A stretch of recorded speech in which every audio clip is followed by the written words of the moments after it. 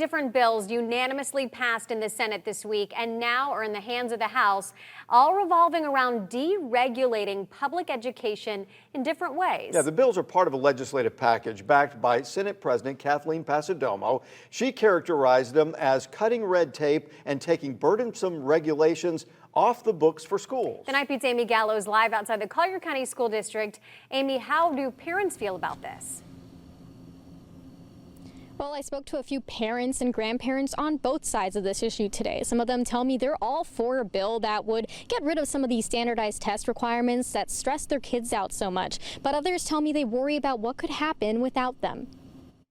In Florida public schools, one test can determine a lot. It's extremely high stakes. Whether or not they graduate is tied to it. How teachers are paid is tied to it. How teachers are evaluated is tied to it. And how schools are funded and graded is tied to a single test. To earn a high school diploma, currently students have to pass the Algebra 1 end of course exam as well as the 10th grade ELA exams. People are really pushing standardized testing more so than learning. But a new set of bills that just passed unanimously in the Senate aims to change that, removing some graduation requirements. Pulling back a little bit is probably to the betterment of our students and the focus on the academics rather than on high stakes testing.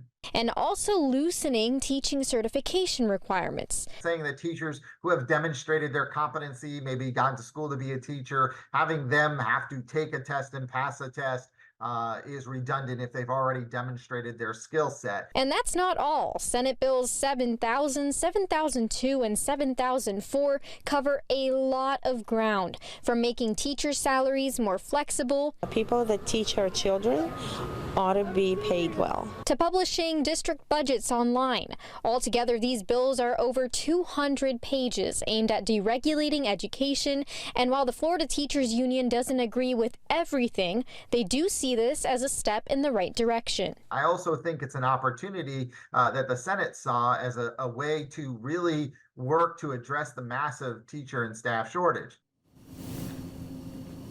If you're interested in reading through these bills, you can head to winknews.com. We'll have links posted for you in an article with all three of them. Live on the Night Beat, Amy Gallo, Wink News.